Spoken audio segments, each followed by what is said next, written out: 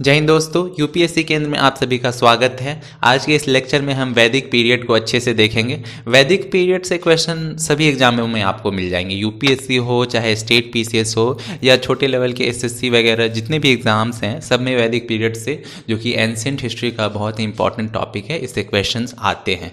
तो इसमें बहुत सी छोटी छोटी चीज़ें हैं जिन्हें याद करना होता है।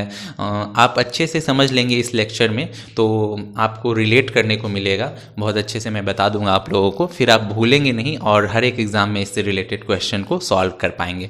तो चलिए हम लोग वैदिक पीरियड को देखते हैं। वैदिक पीरियड को पढ़ते समय एक चीज़ आप लोग दिमाग में बिठा लीजिए कि ये जो आप लोग महाभारत रामायण वगैरह जो देखते हैं टीवी पे, वो इसी टाइम पीरियड का है। उसको दिमाग में लेके चलिए कि राजा महाराजा उस टाइम जैसे भी होते थे, वो सारा कुछ लेटर वैदिक पीरियड में आपको same to same as it is मिल जाएगा, तो आप काफ़ी रिलेट कर पाएंगे। तो वैदिक पीरियड जो है ये सिंधु घाटी सभ्यता के समाप्ति पे, इंडस वैली सिविलाइजेशन जो समाप्त होता है, लगभग वहाँ से हम लोग इसकी शुरुआत मानते हैं, जो कि 1500 ईसा पूर्व से 1000 ईसा पूर्व तक जो पीरियड है उसको हम लोग अर्ली वैदिक पीरियड बोलते हैं। और फिर 1000 बीसी से 600 बीसी यानी 1000 ईसा पूर्व से 600 ईसा पूर्व तक के टाइम को हम लेटर वैदिक पीरियड में बांटते हैं। तो जो अर्ली वैदिक पीरियड था और लेटर वैदिक पीरियड एज था, इसमें हम लोग पढ़ लेंगे, डिफरेंस के माध्यम से इसको हम देख लेंगे दोनों में, तो हम लोगों का दोनों चीज़ कवर हो जाएगा और रिलेट करके याद भी काफ़ी अच्छे तरीके से हो जाएगा। तो अर्ली वैदिक पीरियड जो था, जो 1500 ईसा पूर्व से 1000 ईसा पूर्व, उसे ऋग वैदिक पीरियड भी बोलते हैं, क्योंकि इसी टाइम जो ऋग वेद थे, जो 4 ग्रंथ हैं, जो 4 वेद हैं, ऋग वेद, यजुर्वेद, सामवेद, अथर्ववेद, ये 4 वेद जो हैं, इनकी रचनाएं अर्ली वैदिक पीरियड में हुई थी और बाद में काफ़ी इंटरपोलेशन भी हुए हैं, तो वो सब लेटर वैदिक पीरियड में भी बहुत सारी चीज़ें इनमें जोड़ी गई हैं, लेकिन इनका लिखना शुरुआत हुआ था आपका ऋग वैदिक पीरियड यानी अर्ली वैदिक पीरियड में। तो चलिए हम लोग एक एक करके देखते हैं। जो अर्ली वैदिक पीरियड है ये एक पेस्टोरल सोसाइटी था। पेस्टोरल सोसाइटी मीन्स कि इसमें ज़्यादातर लोग जानवर को पालते थे। पूरा इनका जीवन जो है ये गाय या जो भी पालतू जानवर हैं, गाय बैल, इन पे आधारित होता था। चरवाहा किस्म का सोसाइटी होता था, ये जानवर ही मेन होता था इसमें। और अगर हम लेटर वैदिक पीरियड में देखें तो ये एक एग्रीकल्चरल सोसाइटी था।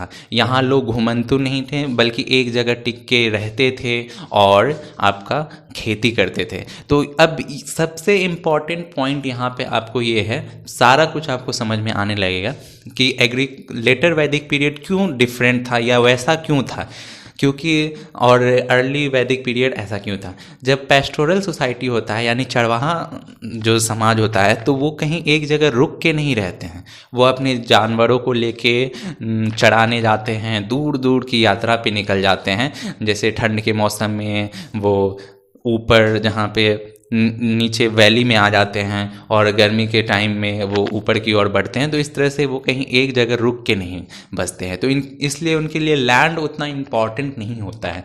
जबकि लेटर वैदिक पीरियड में हम लोग देखेंगे कि ये एग्रीकल्चरल सोसाइटी था, खेती करते थे लोग। तो यहाँ लोग खेती करने के लिए, खेती में कोई भी फसल आप लगाएंगे तो उसको काफ़ी समय लगेगा, 5 महीना 6 महीना लगता है उसे फसल को तैयार होने में। तो आपको उतना वक्त तक उस जगह पे रुकना होगा और उसकी देखभाल करनी होगी। इसलिए लोग यहाँ पे बसने लगे, गांव में, गांव कल्चर का निर्माण हुआ, लोग रहने लगे। और जब एक जगह रहने लगेंगे लोग बस के, तो फिर लैंड काफ़ी इंपॉर्टेंट हो जाएगा, जो ज़मीन है वो काफ़ी इंपॉर्टेंट भूमिका अदा करेगा। इसलिए अर्ली वैदिक पीरियड और लेटर वैदिक पीरियड में जो एक महत्वपूर्ण डिफरेंस है ये लैंड को लेकर है। अर्ली वैदिक पीरियड जो था उसमें लैंड कोई इम्पॉर्टेंट नहीं था, लेकिन लेटर वैदिक पीरियड में लैंड बहुत इम्पॉर्टेंट था। अब यहीं पे से हम देखेंगे कि लैंड जो था अगर इम्पॉर्टेंट है तो उसको लेके काफ़ी, कोई भी लड़ाई होगा, झगड़ा होगा, लैंड को लेके शुरू होने लगा। राजा महाराजा ये सब जो कॉन्सेप्ट आया ये लैंड को लेके ही आया। जबकि अर्ली वैदिक पीरियड में हम देखेंगे कि राजा महाराजा जैसा ऐसा कुछ कॉन्सेप्ट नहीं था। वहाँ पे मेन जो होते थे, जो ट्राइबल्स पीपल होते थे, वो उनका ट्राइब मेन होता था। जो लैंड होता था वो पूरे ट्राइब का होता था, ना कि किसी एक आदमी का, व्यक्ति विशेष का ना होके पूरे ट्राइब का लैंड होता था। ये एक महत्वपूर्ण डिफरेंस हम लोग देख लिए। अब हम लोग सेटलमेंट की बात करें कि कहाँ पे रहते थे, तो अर्ली वैदिक पीरियड के लोग जो थे वो नॉर्थ वेस्ट रीजन जो होता है, वो पाकिस्तान वाला, पंजाब वाला, ये सब जो रीजन है, सप्त सिंधु रीजन जिसको बोलते हैं, वहाँ पे ये लोग रहते थे। और जो लेटर वैदिक पीरियड के लोग हैं, ये लोग रहते थे आप द्वाब रीजन, जो गंगा वैली, जिसको गंगेटिक वैली बोलते हैं, गंगा यमुना इन सब का जो द्वाब है, वहाँ पे काफ़ी फर्टाइल लैंड था, वहाँ पे ये धीरे धीरे ये लोग शिफ्ट कर गए, जो कि आज के टाइम में यूपी, हरियाणा, दिल्ली वगैरह ये सब रीजन है ये। अब इसको आर्यावर्त कहते थे। अब लेटर वैदिक पीरियड में आपको पूरा रिलेट करते चलना है महाभारत रामायण वाले चीज़ से। अब हरियाणा वगैरह में जो हस्तिनापुर, यूपी के दिल्ली में आपका इंद्रप्रस्थ वगैरह, ये सब रीजन आप महाभारत को लेके चलिए दिमाग में, लेटर वैदिक पीरियड पूरा समझ में आएगा आपको। इसको आर्यावर्त कहते थे। अब एक महत्वपूर्ण चीज़ें डिफरेंट एग्जाम में भी पूछे जाते हैं कि क्या वैदिक पीरियड में लोगों को आयरन के बारे में, लोहा के बारे में, लोहा एस्ट के बारे में पता था? तो देखिए, अर्ली वैदिक पीरियड के लोगों को लोहा एस्ट के बारे में नहीं पता था, आयरन के बारे में नहीं पता था, कॉपर का यूज करते थे वो लोग। जबकि जो लेटर वैदिक पीरियड है उसमें आयरन का पता था, आयरन के बारे में खोज हो चुका था। और जो लोहा एस्ट को, उसको लोग श्याम या फिर कृष्ण अयाज भी बोलते थे। जो वेद वगैरह है उनमें हम लोग को जो बाद के हैं उसमें मिलता है। अब हम अगर सोशल ऑर्डर की बात करें, जो अर्ली वैदिक पीरियड था उसका जो सोसाइटी था, मैंने पहले जैसे आपको बताया, वो ट्राइबल बेस्ड सोसाइटी था। तो उसमें ट्राइब्स मेन इम्पॉर्टेंट होते थे। जो भी ट्राइब होते थे वो बहुत ज़्यादा मेन रोल प्ले करते थे, सारे रूल्स रेगुलेशन ट्राइब मिल के बनाते थे। जबकि अगर हम लोग लेटर वैदिक पीरियड में देखें तो उसमें ज़मीन या टेरिटरी बहुत इम्पोर्टेंट हो जाता था। जो अर्ली वैदिक पीरियड में मेन किंग का इतना कोई अहम भूमिका नहीं था, जो चीफ होता था ट्राइब के, उसका जो नाम होता था उसी से जानते थे। जैसे कि राजा को कहते थे जन, और जन मीन्स होता क्या है असल में, जन मीन्स होता है ट्राइब। तो उसके पास बहुत ज़्यादा कुछ पावर नहीं होता था, ट्राइब्स के सारे लोग मिलजुल के कोई भी डिसीजन लेते थे। जबकि हम लेटर वैदिक पीरियड में देखते हैं कि जब टेरिटरी बहुत इंपॉर्टेंट हो गया तो राजा, एक ये वाला कॉन्सेप्ट कि राजा होगा वो सारे प्रजा पे राज करेगा, ये सब लेटर वैदिक पीरियड में चल के आया। और इसमें टेरिटरी बहुत इंपॉर्टेंट होता था। राजा जो था वो टेरिटरी के नाम से ही जाना जाता था, जैसे कि अयोध्या नरेश, जनकपुर के नरेश, छेदी के युवराज, मतलब क्षेत्र विशेष के नाम से राजा को पहचाना जाता था और उसे राष्ट्र कहा जाता था। जो उस राजा के टेरिटोरी के, उस राजा का राष्ट्र कहा जाता था। तो राजा के पास पावर का यहाँ पे हम लोग देखेंगे कि लेटर वैदिक पीरियड में सेंट्रलाइजेशन होने लगा। जबकि अर्ली वैदिक पीरियड में पावर बहुत ज़्यादा डिस्ट्रीब्यूटेड था, हर एक मेंबर्स के पास सेम पावर्स होते थे ट्राइब्स के। जबकि लेटर वैदिक पीरियड में एक राजा जो था वो बहुत ही इम्पॉर्टेंट था, उसके पास बहुत ज़्यादा पावर था सारे डिसीजंस लेने का और सारे रूल्स रेगुलेशन लागू करने का। वर्ण सिस्टम जो था, जो 4 वर्ण थे, ब्राह्मण, क्षत्रिय, वैश्य और शूद्र, ये जो वर्ण का डिवीजन था ये लोगों के काम के आधार पे था। अर्ली वैदिक पीरियड में जो जो काम करता था, और चारों वर्ण के काम इम्पॉर्टेंट थे, कोई छोटा बड़ा इस तरह का सिस्टम नहीं था, बहुत ज़्यादा रिजिड पैटर्न नहीं था। जो अगर कोई पढ़ने लगा वेदों को तो वो फिर ब्राह्मण कहलाएगा, ऐसा नहीं है कि जन्म लिया उस आधार पे। जबकि यही चीज़ हम लेटर वैदिक पीरियड पे देखेंगे तो वर्णा सिस्टम बहुत रिजिड हो गया था। इसमें जैसे ब्राह्मण के घर में जो जन्म लिया वो ब्राह्मण ही होगा, जो शूद्र के घर जन्म लिया वो शूद्र ही होगा, ये एक जन्म के आधार पे चलने लगा। काफ़ी रिजिड पैटर्न इसमें हम देखते हैं लेटर वैदिक पीरियड में, समझ गए। अब अर्ली वैदिक पीरियड में और हम देखेंगे कि यहाँ पे जो किंग होता था, जो ट्राइब का चीफ होता था, वो बहुत सारे असेंबलीज होते थे, वो उनको सजेस्ट करते थे कि क्या करना है क्या नहीं। यानी कि डिसीजन जो था वो आपस में सहमति से लिया जाता था, अकेले किंग कोई भी डिसीजन नहीं लेता था। बहुत सारे असेंबलीज थे, एग्ज़ाम में पूछे भी जाते थे हैं कि ये असेंबलीज किससे रिलेटेड है। तो विधाता, गण, सभा और समिति, ये 4 प्रकार के असेंबलीज हुआ करते थे अर्ली वैदिक पीरियड में। और इसमें एक बहुत ही इम्पॉर्टेंट बात याद रखने वाला ये है कि अर्ली वैदिक पीरियड के इन सभाओं में, इन असेंबलीज में विमेंस का भी पार्टिसिपेशन उतना ही होता था, महिलाएं भी भाग लेती थी।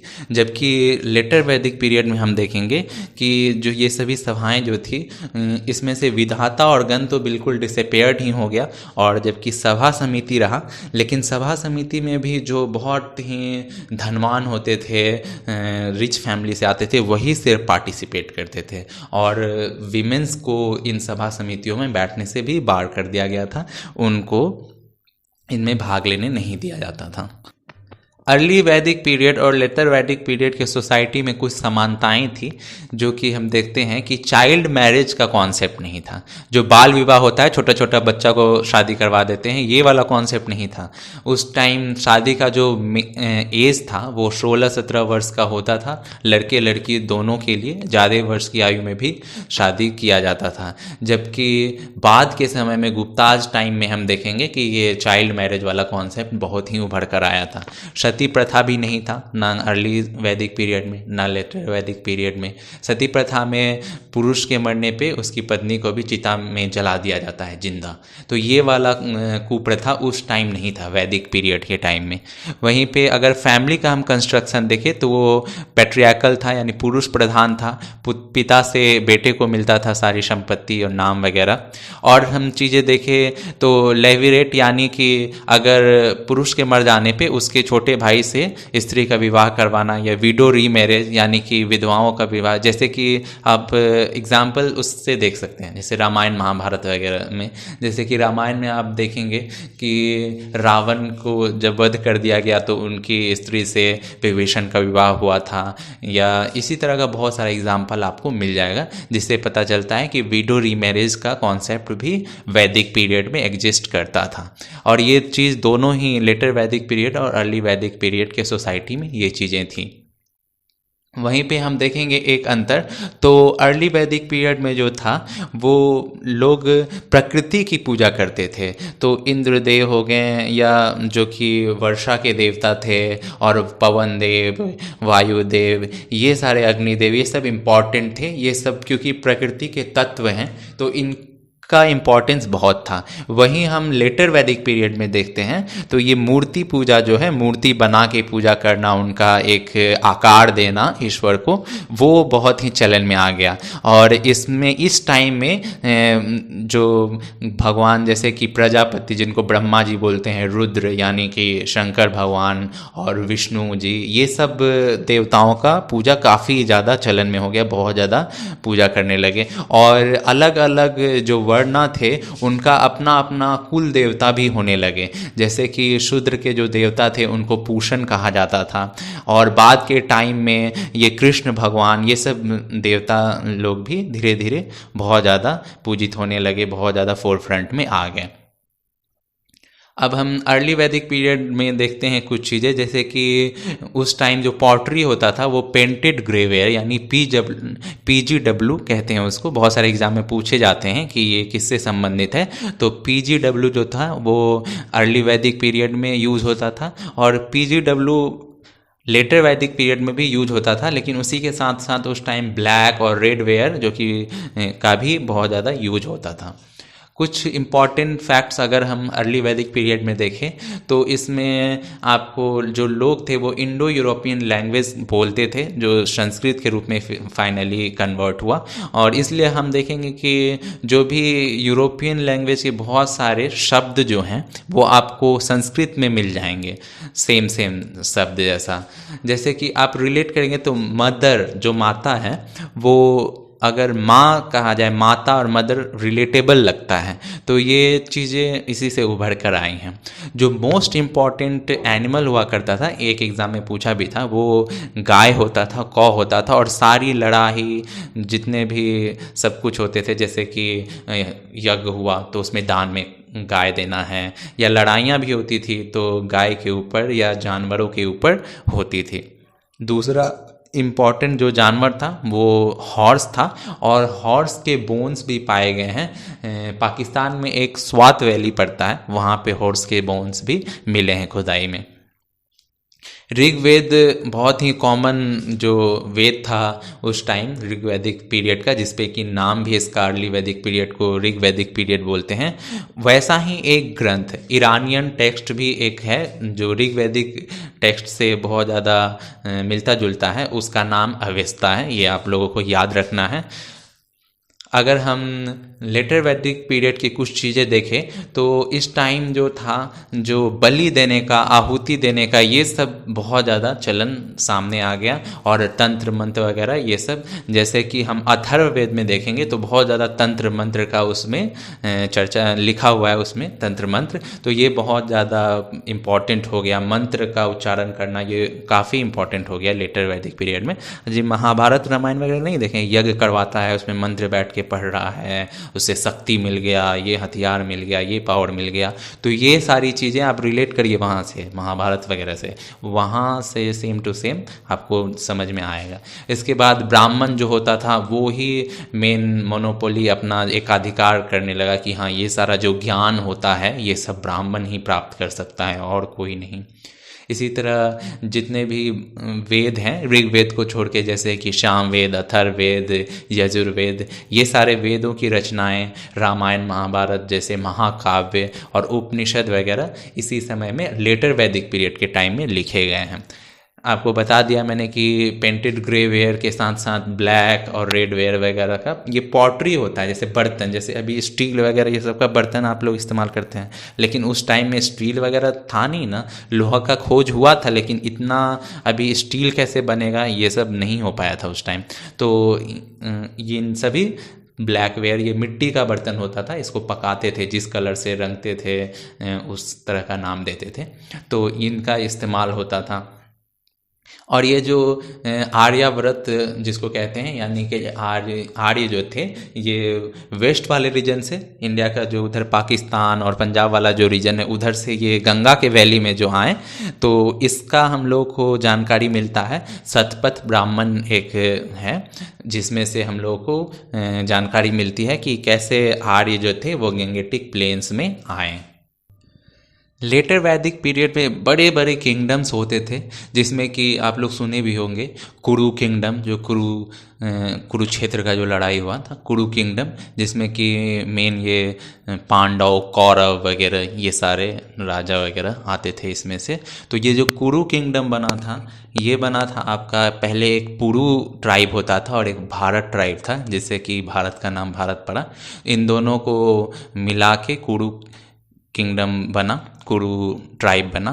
और इसमें जो फेमस राजा थे जो शुरुआती में, वो परीक्षित और जन्मेजय, और बाद में तो बहुत सारे आप जानते हैं ये कौरव, पांडव वगैरह, ये सारे कुरु किंगडम से आते थे। और पांचाल किंगडम था जिसके कि शुरुआत के राजा जयवली थे। अब पांचाल किंगडम वही जिसमें से ये पांचाली आती हैं, यानी कि द्रौपदी आती हैं, ये पांचाल किंगडम से ही थी।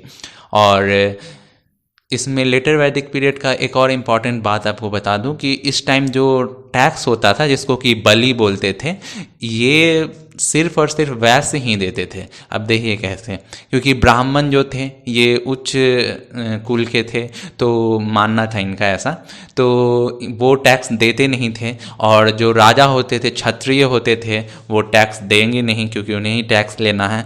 और शूद्र जो होते थे उनका बहुत ही निम्न जाति था, उनके पास इतने पैसे थे ही नहीं कि वो टैक्स पे कर पाएँ। तो बचे वैश्य जो कि थोड़े धनवान भी होते थे, तो सारे टैक्स सिर्फ और सिर्फ वैश्य ही देते थे। इस समय 4 जो आश्रम थे, लाइफ के 4 पार्ट भी बोल सकते हैं आप इसको, ये एग्जिस्टेंस में आए थे, जो कि कहलाते हैं ब्रह्मचर्य, जिसमें कि सेलिबेसी होता है, और गृहस्थ, वानप्रस्थ और सन्यासीन, ये 4 तरह के आश्रम एग्जिस्टेंस में आए। और आपको मैंने बताया कि वेद के बाकी ऋग्वेद वेद को छोड़ के बाकी 3 वेद जो हैं इसी समय रचना हुए, और बहुत सारे वेद के उपांग वगैरह की भी रचना, उपनिषदों की रचना भी इसी टाइम में हुई थी, जिनसे कि ये सारे कॉन्सेप्ट जो हैं, फिलॉसफिकल नॉलेज जो है, ये उभर कर सामने आया था। तीन जो अपर वर्ण थे, जो ब्राह्मण, वैश्य और क्षत्रिय, उनका उपनयन संस्कार होता था। ये जनेऊ जो पहनते हैं ये वाला संस्कार होता था उनका। और जो कॉन्सेप्ट ऑफ गोत्र है, यानी कि एक ही फैमिली से बिलोंग करते हैं, एक कुल से बिलोंग करते हैं, जैसे कि कहते हैं कोई कश्यप गोत्र या फलाना ढिमाका, इस तरह का जो गोत्र वाला कॉन्सेप्ट है ये भी लेटर वैदिक पीरियड में ही उभर कर सामने आया था।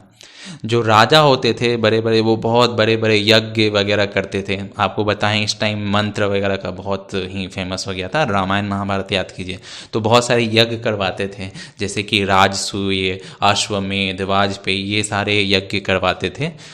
अब हम लोग वैदिक पीरियड के जो एडमिनिस्ट्रेशन थे, जो शासन तंत्र था, उसके बारे में हम लोग अच्छे से समझते हैं। फुल इसमें आप लोग को महाभारत वाला सीन चलाना है अपने दिमाग में, पूरा उसी तरह से था। अब कुछ लेकिन टर्म्स हैं उनको हम लोग को ध्यान में रखना है। राजा होता था और उसके मंत्री परिषद होते थे, जैसे कि दशरथ का सभा याद कीजिए आप लोग, तो सेम वैसा ही था। लेकिन कुछ टर्म्स है जिसको आप लोगों को ध्यान में रखना है, ताकि क्योंकि एग्ज़ाम में इस तरह से ही पूछे जाते हैं। तो जो सबसे छोटा इकाई होता था एडमिनिस्ट्रेशन का, शासन का, जो सबसे लोवेस्ट लेवल का जो इकाई होता था, उसको कुल बोलते थे। कुल यानी फैमिली होता था, एक फैमिली। अब फैमिली में एक माता पिता और बच्चे, बस इतना नहीं आते थे, एक तरह से आप समूह मान लीजिए पूरा फैमिली का, जिसमें चाचा वाचा सब ये सारे आएंगे। तो एक कुल या फैमिली होता था, वो सबसे छोटा इकाई होता था। और उसका जो हेड होता था उसको कुलपा या फिर ग्रहपति या गहपति, ये सारे नाम बोले जाते थे। उसके बाद जो उससे ऊपर होता था वो ग्राम बोलते थे उसको, जिसको कि विलेज बोला जाता है। और उसका जो हेड होता था उसको ग्रामनी कहा जाता था। ग्राम से ऊपर ग्राम के यानी गांव के जो विलेज के ग्रुप ऑफ विलेज होते थे, बहुत सारे को मिला के बनता था, उसे विस या विसु बोलते थे। और उसका जो हेड होता था उसे विषयपति बोलते थे। और इन सब से ऊपर ट्राइब होता था, यानी एक पूरा जो जिस ट्राइब से बिलोंग करता है वो पूरा या फिर पूरा क्षेत्र, तो उसको जन बोलते थे। और उसका जो हेड होता था उसे राजन बोलते थे, राजा बोलते थे। तो ये पूरा एडमिनिस्ट्रेशन का सिस्टम था। और बहुत सारे उस टाइम इस तरह के ट्राइबल किंगडम्स थे जिसमें इस तरह का एडमिनिस्ट्रेशन चलता था, जिसमें बहुत ज़्यादा फेमस था आपका भारत किंगडम, जिससे कि भारतवर्ष नाम पड़ा। इसके अलावा त्रित्सु, मत्स्याज, पुरुज, ये सब थे। और आपको मैंने बताया कि पुरु और भारत को मिला के कुरु राजवंश बना था, जिससे में कि ये दुर्योधन वगैरह और धृतराष्ट्र ये सारे थे। इसके अलावा जो शासन तंत्र था उसमें राजा अकेले सारे फैसले नहीं लेता था। अपने लेटर वैदिक पीरियड में राजा के पास बहुत ज़्यादा सेंट्रलाइज्ड पावर था, फिर भी उसको असिस्ट करते थे एक पुरोहित होता था, जो कि धर्म ग्रंथों वगैरह को बहुत ज़्यादा उसके पास उसका नॉलेज होता था। वो पुरोहित होता था, वो उनको सजेस्ट करता था राजा को उनके फैसलों में। इसके अलावा एक सेनानी होता था जो कि आर्मी का हेड होता था, कमांडर होता था, वो भी सजेस्ट करता था। एक बहुत ही इम्पॉर्टेंट क्वेश्चन भी इससे आता है, बैटल ऑफ 10 किंग, 10 राजाओं का युद्ध के बारे में। ये भी लेटर वैदिक पीरियड से रिलेटेड है। ये जो 10 राजाओं का युद्ध है, इस समय जो रूलिंग क्लैन था वो भारत था, जिसके कि राजा थे सुदास। और इसको अपोज किया था 10 राजाओं ने मिलके, जिसमें से 5 आर्यन राजा भी थे और 5 नॉन आर्यन राजा भी थे। इन सभी ने मिलके भारत क्लैन के ऊपर हमला किया था, युद्ध किया था। और इसमें फाइनली जो विजय हुए थे वो भारत क्लैन के सुदास ही हुए थे। ये जो लड़ाई था 10 राजाओं का युद्ध, ये परुष्णी नदी के तट पर लड़ा गया था, जो आज के समय में रावी रिवर जिसको कहते हैं। एक और चीज़ मैं इसको इसी में बता दूं कि सरस्वती जो नदी है उसका जिक्र बहुत बार ऋग्वेद में भी किया गया है, बहुत बार उसका जिक्र मिलता है। उसे उस समय नदी तारण कहा जाता था। और आज के समय में उसका पहचान जो हकरा चैनल जो है उसके रूप में किया गया है। उस समय जो सोसाइटी था आपको बताया ही, उसमें काफ़ी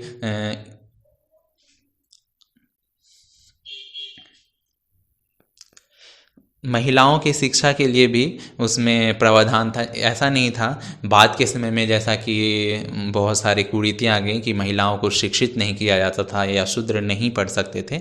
ऐसा नहीं था, वीमेंस को भी शिक्षा दी जाती थी और बहुत सारे वीमेन पोइट्स भी हैं जिसमें कि अपाल, विश्वरा, लोपामुद्रा, ये सब बहुत ही फेमस है। इन्होंने ऋचाओं की रचना की है।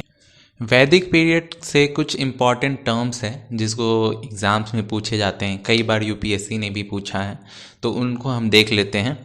दास जो होते थे, दास आर्यंस के ही एक ब्रांच थे। जो आर्यंस जिनको माना जाता है, ऐसे तो ये दृष्टि काफ़ी बहुत ज़्यादा विवादित है कि कहाँ से आर्यंस आए थे, लेकिन ऐसा माना जाता है कि जो ईस्टर्न यूरोपियन रीजन्स है वहाँ से ये, या मिडिल ईस्ट से ये आए थे चल के। तो इनके जो पहले ब्रांच कई टाइम पीरियड में आए, ये धीरे धीरे करके कुछ, फिर बाद में कुछ इस तरह से। तो जो अर्ली ब्रांच आर्यंस के जो आए थे उन्हें दास कहा जाता था, जिसमें से कि एक बहुत ही फेमस क्लैन था जो भारत क्लैन, जिसके नाम पे हम लोग इंडिया का नाम है भारतवर्ष। और एक है दस्यूज। दस्यू उनको कहते थे जो यहाँ के जो ओरिजिनल इनहेबिटेंट थे, यहाँ के जो निवासी थे वास्तविक, वो ट्राइब्स थे, बेसिकली जंगल वगैरह में रहते थे और उनका अपना कल्चर था। वे लोग फालूस की पूजा करते थे, मीन्स कि ये जो लिंग की पूजा, जैसे शिवलिंग हो गया, तो इस तरह की शिवलिंग या पिंडी, इस तरह का ये पूजा करते थे। यहाँ के ये ओरिजिनल थे इनहेबिटेंट्स ये। और ये लोग जो थे दस्यूज, ये गाय वगैरह को, कैटल को पालते थे, लेकिन सिर्फ खेती वगैरह या इन सब चीज़ों के लिए उसका दूध का इस्तेमाल नहीं करते थे ये लोग। तो इनको दस्यूज कहा जाता था। और आर्यंस जो थे इन दस्यू के प्रति बहुत ज़्यादा हॉस्टाइल थे, इनसे हमेशा लड़ते रहते थे। और बाद में चलकर जो ये हरा देते थे इन दस्यूज को, उन्हें ही ये लोग दास, ये शूद्र की संख्या में रख देते थे। तो ऋग्वेद में दस्यु हत्या बहुत मेंशन्ड है, और जो राजा इन दस्युज की हत्या करता था या इनको ओवर पावर कर देता था, उनको कहा जाता था त्रास दस्यु।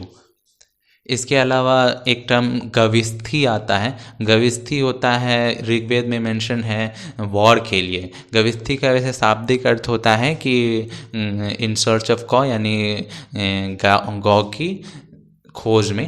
तो इसके लिए जो युद्ध होते थे, गाय के लिए युद्ध होते थे अर्ली वैदिक पीरियड में, तो उसके लिए ऋग्वेद में गविस्थी वर्ड का यूज़ किया गया है।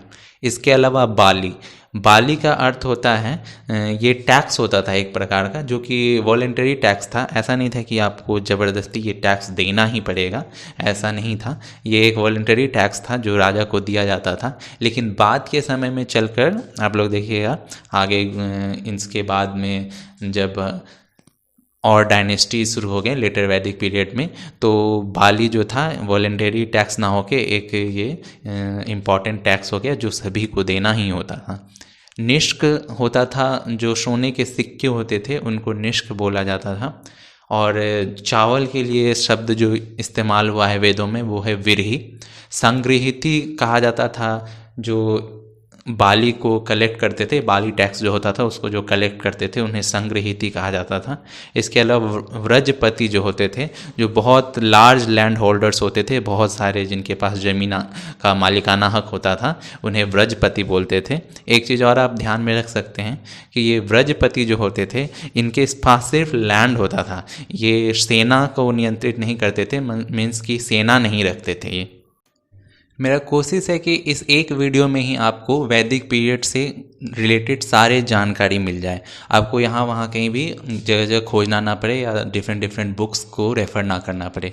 इसलिए मैंने जो आर्ट एंड कल्चर से रिलेटेड बात भी है वैदिक पीरियड में, उसे भी मैं यहाँ कवर करने का कोशिश किया हूँ, ताकि एक ही वीडियो में आपका सब कुछ कवर हो जाए।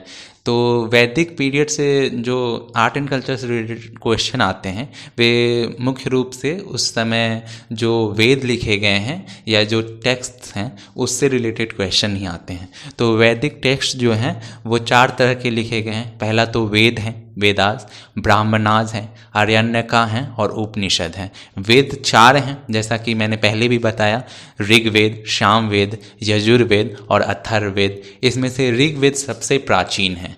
ऋग्वेद के बारे में हम लोग और भी विस्तार से जानेंगे। पहले हम आगे देख लेते हैं कि ब्राह्मणाज, आर्यण्यकाज और उपनिषद क्या होते हैं। तो ब्राह्मणाज जो होते हैं, इसमें वेदों के बारे में एक्सप्लेनेशन है, उसके बारे में विस्तार से जानकारी है। अगर कोई उसमें सूक्त है तो उसका क्या अर्थ है, उसके ऊपर कमेंट्रीज लिखा गया है, जो उसमें इंस्ट्रक्शंस दिए गए हैं कि उनका क्या अर्थ है, उससे किस रूप में लिया जाए। आर्यन का मीन्स होता है फॉरेस्ट यानी जंगल, आर्यन मीन्स होता है। और इसमें जो है रिचुअल्स कैसे होते हैं, जैसे कि वेद में बहुत सारे रिचुअल्स लिखे गए हैं। मान लीजिए कोई भी पूजा है तो कैसे करना है, कोई यज्ञ है, आहुति है तो उससे किस प्रकार करना है, ये सारी बातें आर्यण्यका में लिखा गया है। इसी में जो जीवन मरण का जो चक्र है, cycle of death and life, इसकी भी चर्चा आर्यण्यकाज में की गई है। अब आर्यण्यका कोई एक बुक नहीं है, मतलब बहुत सारे बुक्स होते हैं जिनमें ये सारी बातें लिखी गई हैं, उन्हें आर्यण्यका कहते हैं। और इन बुक्स को कर्म कांड भी कहते हैं, क्योंकि इसमें जो रिचुअल्स हैं या फिर जो भी सेक्रीफाइसेस हैं, यज्ञ आहुति कैसे किया जाता है, जो अगर कोई मरता है तो जैसे हम लोग तेरहवीं करते हैं, या ये सब सारी बातें इसमें लिखी गई, इसलिए कर्म कांड के बारे में भी इसमें लिखा गया है। वहीं उपनिषद जो होते हैं, इसे हम लोग वेदांता भी बोलते हैं। वेदांता का मतलब यहाँ पे ये वेद का आखिरी पार्ट है, यहाँ पे वेद आके ख़त्म हो गया है। ये फिलॉसफिकल टेक्स्ट है, इसमें ईश्वर क्या है या ये संसार क्या है, इस टाइप की फिलॉसफिकल चीज़ें दी गई हैं। और इसमें ही गुरु शिष्य परंपरा जो होता है कि एक ज्ञान की प्राप्ति के लिए एक गुरु की आवश्यकता होगी, या मोक्ष की प्राप्ति के लिए गुरु का आवश्यकता है, ये सारी बातें उपनिषद से ही मिलती है हमें, और इसलिए इसे ज्ञान कांड भी कहा जाता है। अब हम लोग ऋग्वेद के बारे में कुछ और महत्वपूर्ण बातें देख लेते हैं। बहुत सारे क्वेश्चंस में, या यूपीएससी के भी ऑप्शंस को एलिमिनेट करने में आपको इससे हेल्प मिलेगा। और बहुत सारे एग्जाम्स में तो डायरेक्ट क्वेश्चंस भी पूछते हैं, एसएससी रेलवे वाले एग्जाम्स वगैरह में। तो जैसे कि ऋग्वेद में 10 मंडल हैं। मंडल अब कुछ नहीं, जैसे कि वॉल्यूम्स होते हैं ना, एक किताब के 1 वॉल्यूम 2 वॉल्यूम्स इस तरह से, तो उसी तरह इसके 10 वॉल्यूम्स हैं, यानी 10 मंडलाज हैं। और इसमें से जो बुक 2 से लेके, यानी मंडल 2 से लेके मंडल 7 तक सबसे प्राचीन है, पहले लिखे गए हैं। लेकिन वहीं जो पहला और 10वां मंडल है, इसको सबसे आखिर में जोड़ा गया है, इसमें इंटरपोलेशन की गई है। गायत्री मंत्र जो है, ओम भूर्भुवः स्वः वाला, ये मंत्र का हम लोगों को जिक्र मिलता है 3रे मंडल में, और इसकी रचना विश्वामित्र ने की है। वर्ण सिस्टम जो ये 4 तरह के जो ब्राह्मण, क्षत्रिय, वैश्य, शूद्र, ये जो वर्ण सिस्टम है, इसकी चर्चा हमें जो 10वां मंडल है, जो कि सबसे बाद में जोड़ा गया है, इसमें इसकी जानकारी मिलती है पुरुष सूक्त में। वहीं सोम को समर्पित है पूरा का पूरा एक मंडल, 9वां मंडल। सामवेद में जो है, सामवेद में म्यूजिकल इसमें जानकारी मिलती है, ये राग वगैरह जो है इसमें सामवेद से पता चलता है। और सबसे आखिर में जो अथर्ववेद है, अथर्ववेद में मंत्र, तंत्र, ये सारी चीज़ें, भूत प्रेत, इन सब चीज़ों के बारे में अथर्ववेद में लिखा गया है। वेदों को पढ़ने के लिए, इनको समझने के लिए हमें वेदांग पढ़ना पड़ता है। जैसे कि वेद का क्या अर्थ है, कैसे समझ में आएगा, इसके लिए वेदांग पढ़ने होते हैं। और वेदांगों की संख्या 6 है। वेदांगों में आते हैं शिक्षा, छंद, व्याकरण, निरुक्त, कल्प और ज्योतिष। इसमें बहुत सारे बुक्स आते हैं जिसमें से ये सारी जानकारी हम लोग को कैसे वेद पढ़ना है ये सब मिलता है। तो ये पूरा लेक्चर मैंने वैदिक पीरियड से रिलेटेड जितना कुछ हो सकता था सारा कुछ मैंने कवर कर दिया है। आशा है कि आप लोग को इसको 1-2 बार वीडियो देखेंगे तो अच्छे से सब चीज़ें याद हो जाएंगी, और फिर आपको कोई भी क्वेश्चन करने में कोई परेशानी नहीं होगी। अगर वैदिक पीरियड से कोई क्वेश्चन आता है तो आपका नहीं छूटेगा। तो इस वीडियो को आप लोग ज़रूर देखें और इसको शेयर करें ताकि ज़्यादा से ज़्यादा लोग इसे देख सके। और कमेंट करके अगर कोई आप लोगों को क्वेश्चन हो तो वो भी आप पूछ सकते हैं। मैं अगले वीडियो में इसका जवाब देने का ज़रूर प्रयास करूँगा।